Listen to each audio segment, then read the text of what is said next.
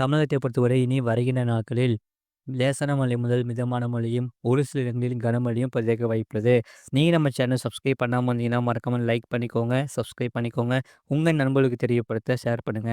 உள் தமிழகத்தில் வடகிழக்கு பருவமழை தீவிரமாகி இருந்தது.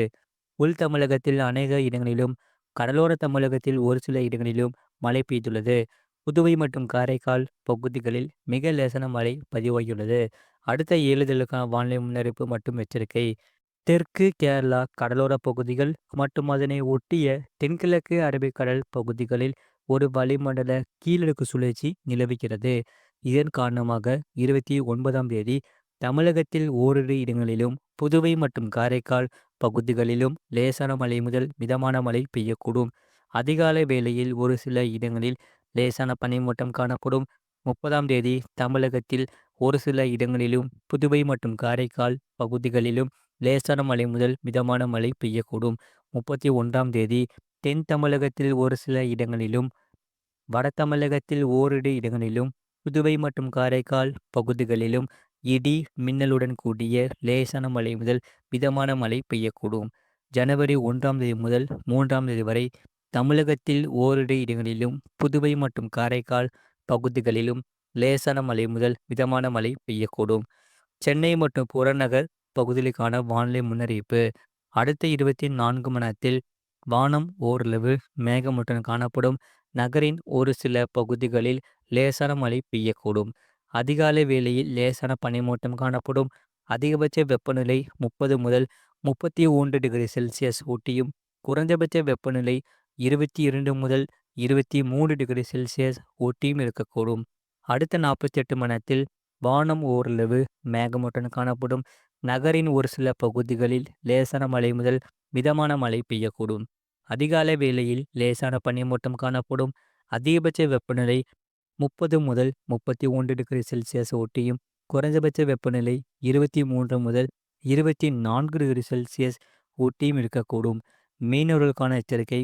தமிழக கடலோர பகுதிகளில் 31ஆம் தேதி முதல் ஜனவரி 1ஆம் தேதி வரை தென் தமிழக கடலோர பகுதிகள், மன்னார் வளைகுடா மற்றும் குமரிக்கடல் பகுதிகளில் சூறாவளி காற்று மணிக்கு 35 முதல் 45 கிலோமீட்டர் வேகத்திலும், இடையிடையே 55 கிலோமீட்டர் வேகத்திலும் வீசக்கூடும்.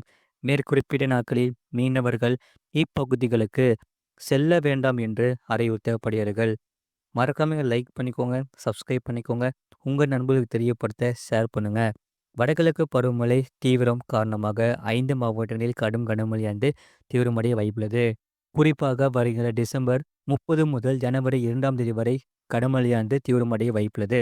கனமழை பெய்யக்கூடிய மாவட்டங்கள் நாகப்பட்டினம், தூத்துக்குடி, ராமநாதபுரம், திருநெல்வேலி, தென்காசி மாவட்டங்களில் கனமழையானது பதிவாக வாய்ப்புள்ளது. அது மட்டும் இல்லாமல் ஒரு சில இடங்களில் லேசான மழை முதல் மிதமான மழையும், இந்த மாவட்டங்களில் கனமழையும் பதிவாக வாய்ப்புள்ளது. வடகிழக்கு பருவமழை ஜனவரி மாதம் வரை தொடர்ந்து நீடிக்க வாய்ப்புள்ளது. கடந்த 24 மணி நேரத்தில் பதிவான மழை நிலவு. சிவகங்கை மாவட்டம் திருப்புவனம் 9 சென்டிமீட்டர் பதிவுள்ளது. விழுப்புரம் மாவட்டம் வளத்தி 6 சென்டிமீட்டர் பதிவுள்ளது. ஈரோடு மாவட்டம் அம்மாப்பேட்டை, விழுப்புரம் மாவட்டம் வல்லவனூர், ராணிப்பேட்டை மாவட்டம் ஆற்காடு தலா 5 சென்டிமீட்டர் பதிவுள்ளது. ராணிப்பேட்டை மாவட்டம் வாலாஜா, ராணிப்பேட்டை மாவட்டம் ராணிப்பேட்டை தலா 4 சென்டிமீட்டர் பதிவுள்ளது. திருநெல்வேலி மாவட்டம் ஊத்து, வேலூர் மாவட்டம் அம்மூட்டி, ராணிப்பேட்டை மாவட்டம் அம்மூர் வாலாஜா ரயில்வே, வேலூர் மாவட்டம் காட்பாடி, ராணிப்பேட்டை மாவட்டம் பாலாறு அணைக்கட்டு, சேலம் மாவட்டம் வீரகனூர், நாகப்பட்டினம் மாவட்டம் வேதாரண்யம், திருச்சிராப்பள்ளி மாவட்டம் தென்பரநாடு தலா 3 சென்டிமீட்டர் பதிவுள்ளது. மதுரை மாவட்டம் சோழவந்தான், மதுரை மாவட்டம் புலிப்பட்டி, கடலூர் மாவட்டம் பேலாந்துறை, ராணிப்பேட்டை மாவட்டம் காவேரிப்பாக்கம், கடலூர் மாவட்டம் மீமாத்தூர், மதுரை மாவட்டம் கல்லந்திரி, திருவண்ணாமலை மாவட்டம் செய்யாறு ஏடபிள்யூஎஸ், மதுரை மாவட்டம் சாத்தியார், சிவகங்கை மாவட்டம் சிங்கமுனரி, கிருஷ்ணகிரி மாவட்டம், மதுரை மாவட்டம் திருமங்கலம், திருவள்ளூர் மாவட்டம் ஆர்கேபேட்டை, செங்கல்பட்டு மாவட்டம் மதுராந்தகம் தாலுகா அலுவலகம், திருவண்ணாமலை மாவட்டம் திருவண்ணாமலை ஏடபிள்யூஎஸ் தலா 2 சென்டிமீட்டர் பதிவுள்ளது.